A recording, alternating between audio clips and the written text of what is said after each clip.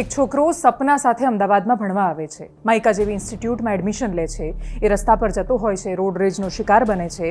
એ પોતાની પાછળ આવતી ગાડીવાળાને માત્ર એટલું કહે છે કે સ્પીડમાં શું કામ ચલાવી રહ્યા છો. પેલો વ્યક્તિ એના મગજ પર કંટ્રોલ નથી રાખી શકતો, નિયંત્રણ નથી રાખી શકતો. એ દીકરો હવે આ દુનિયામાં નથી. એની માં સવાલ પૂછે છે અને તમને ખબર છે આરોપી કોણ છે?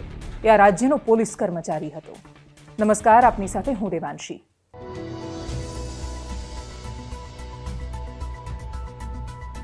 અમદાવાદની જ ક્રાઇમ બ્રાન્ચે તપાસ કરી છે અને પોલીસે એટલી નિષ્પક્ષતા સાથે તપાસ કરીને એ છોકરાને ન્યાય અપાવવાનો પ્રયત્ન કર્યો છે કે જેથી આ રાજ્યની આબરૂ સચવાઈ રહે. આ રાજ્યનું નાક કોઈ માથાનો ફરેલો માણસ કાપીને ન જાય એના માટે અમદાવાદ ક્રાઇમ બ્રાન્ચે નિષ્પક્ષતાથી કાર્યવાહી કરીને વિક્રમ પઢેરિયા, જે અમદાવાદનો જ એક પોલીસ કર્મચારી હોવાની ખબર પડી છે, એને ઝડપી લીધો છે. વિક્રમ પઢેરિયાનો સ્કેચ પોલીસે ઓલરેડી જાહેર કર્યો હતો. તપાસ કરવામાં આવી રહી હતી અને મને એવું લાગે છે કે કદાચ કોઈક પોલીસ કર્મચારીએ જ ઓળખી બતાવ્યો હશે, કેમ કે જે વિસ્તારમાંથી ગાડી પસાર થઈ, જ્યાં એ ઘટના થઈ, જે દુર્ઘટના થઈ, ત્યાં કોઈ સીસીટીવી નહોતા, લાઇટના પોલ નહોતા અને કોઈ જ રીતે એ ઘટના ખબર પડી શકે એમ નહોતી. પણ છતાંય પોલીસ જો ધારે તો કશું જ ન થઈ શકે. પોલીસ ધારે એને ઝડપી શકે એનું ઉદાહરણ આપતા અમદાવાદ પોલીસે વિક્રમ પઢેરિયાને પકડી લીધો છે. ઘટના શું હતી?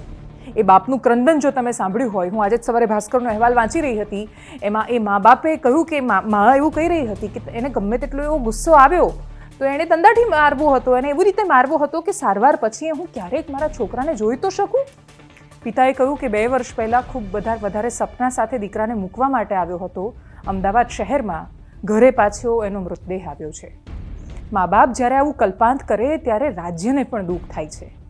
અમદાવાદ દેશના બાકીના શહેરો કે બાકીના ભાગો જેવું નથી. આ ગુજરાત રાજ્ય છે. અહીંયાના માણસ એની સહનશીલતા માટે જાણીતા છે. આ કિસ્સો ઉદાહરણ છે કે સહિષ્ણુતા ઘટી રહી છે. આ વાત અમે કેટલાય સમયથી કરી રહ્યા છીએ. છેલ્લા 1 વર્ષમાં જે 365 દિવસમાં મેં જે 100-150 દિવસ જ્યારે પણ વાત કરી હશે ત્યારે આ વિષય પર મેં કમસે કમ 100 વાર વાત કરી છે કે વ્યક્તિઓ રસ્તા પર જાય છે ત્યારે ખબર નહીં કેમ કંટ્રોલ ગુમાવી રહ્યા છે, હોર્ન મારે છે, ધક્કો, સહેજ ગાડી અડી જાય તો એમાં મારવા આવી જાય છે. ટ્રાફિક સેન્સ અને સિવિક સેન્સનો તો ઓલરેડી અભાવ છે.